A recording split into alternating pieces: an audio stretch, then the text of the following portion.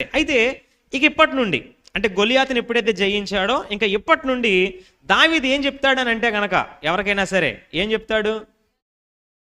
ఏదన్నా శ్రమ వచ్చింది అనుకోండి, ఇప్పుడు మళ్ళీ ఏదో ఒక శ్రమ వచ్చింది అనుకుందాం, మళ్ళీ ఎవడో కూడా వచ్చాడు అనుకుందాం దావీదు మీదకి. ఇప్పుడు ఏం చెప్తాడు దావీదు? నా దేవుడు ఏం చేశాడో తెలుసా? గతంలో గొలియాతుని నా చేతికి అప్పగించాడు. అంటే చూడండి, ఎప్పటి వరకునేమో సింహం కోసం ఎలుగుబంటి కోసం చెప్పుకున్నాడు, ఏమని? వాటి నుండి నన్ను దేవుడు విడిపించాడని. కానీ ఇక మీద నుండి ఏం చెప్పుకుంటాడు? నా దేవుడు గొలియాతును కూడా నా చేతికి అప్పగించాడు. చూడండి, సింహాన్ని ఎలుగుబంటిని చంపినప్పుడు ఎవరికి తెలియదు దావీదు చంపినట్టు, ఎవరికి తెలియదు. ఎవరికి తెలుసు? దావీదుకే తెలుసు, లేదా అతనితో పాటు ఉన్న ఇద్దరు ముగ్గురు ఆ కాపర్లకు మాత్రమే తెలుస్తుంది, లేదా వాళ్ళ నాన్నకి చెప్తే వాళ్ళ నాన్నకు తెలుస్తుంది, అంతే, ఇంకెవ్వరికి తెలియదు. ఎప్పుడు? సింహాన్ని ఎలుగుబంటిని చంపినప్పుడు. ప్రాబ్లం ఏంటంటే తెలిసిన వాళ్ళు చెప్పరు, తెలియని వాళ్ళు చెప్పరు, అలా ఉంది ఇప్పుడు. సరే, ఏం జరిగింది? ఎలుగుబంటిని సింహాన్ని చంపినప్పుడు ఎవరికీ తెలియదు. కానీ ఇప్పుడు గొలియాతుని చంపాడు కదా, ఇప్పుడు అందరికీ. అంటే అర్థం ఏంటి తెలుసా?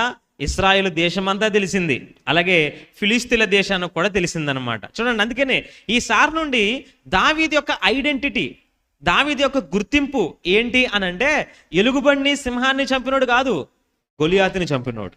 ఆమేన్. ఇప్పుడు దావీదు ఐడెంటిటీ ఏంటి? గొలియాతుని చంపినోడు. ఎక్కడికి వెళ్ళినా సరే దావీదు అంటే ఎవరో తెలుసా? ఒకప్పుడు గొలియాతు ఉండేవాడు కదా, వాడిని చంపినవాడు. నిజంగా శ్రమలు ఏం చేస్తాయి అంటే మన గుర్తింపుని, ఇంకా చెప్పాలంటే మన మహిమని అధికం చేస్తాయి. శ్రమలు ఏం చేస్తాయి? మన మహిమని అధికం చేస్తూ ఉంటాయి. అంటే ఆ శ్రమలు నువ్వు జయించాలి, ఆ శ్రమల్లో కృంగిపోకూడదు, నీకు ఎదురయ్యే పోరాటాల్లో కృంగిపోకూడదు. అది ఏ రకంగా నీకు వచ్చినా సరే నువ్వు దాన్ని జయిస్తేనే ఆ శ్రమ నీకు ఒక మంచి పేరుని తీసుకొస్తుంది, గొప్ప నీ పేరుని గొప్ప చేస్తుంది. ఆమేన్. ఏమైనా అర్థమైందా మీకు నేను చెప్పేది? మన పేరుని ఏం చేస్తుంది? గొప్ప చేస్తుంది. ఏంటి?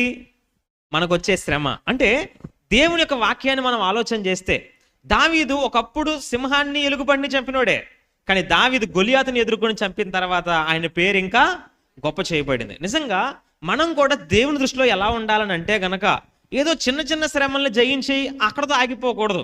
తర్వాత మనకు ఎదురయ్యే ప్రతి పోరాటం, అది ఆర్థికంగా కావచ్చు, కుటుంబ పరంగా కావచ్చు, ఆరోగ్య విషయంలో కావచ్చు, ఏదైనా సరే ఇలా ప్రతిదీ కూడా జయించుకుంటూ వెళ్తే మన పేరు ఇంకా ఇంకా గొప్పదిగా మార్చబడుతుంది. ఆమేన్. అంటే దేవుడు మన కోసం సాక్ష్యం ఇస్తాడు, పలానా వ్యక్తి ఎవరో తెలుసా, ఇలాంటి వాటిని జయించాడు, ఇలాంటి వాటిని అధిగమించాడు అని చెప్పి మన కోసం సాక్ష్యం ఇస్తాడు. అందుకనే హెబ్రీ పత్రిక 11వ అధ్యాయంలో మనం చూస్తాం, అక్కడ కొంతమంది భక్తుల కోసం ఏమంటాడంటే ఆయన, కొందరు సింహాల నోళ్లను మూసిరి, కొందరు అగ్నిజ్వాలను చల్లార్చిరి అంటాడు, కొంతమంది ఏమో మరణాన్ని జయించారు అంటాడు, ఇలాగా ఖడ్గదారును జయించారు అంటాడు.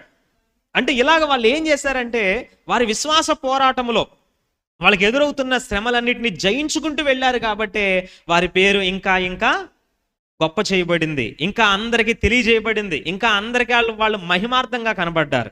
ఆమేన్.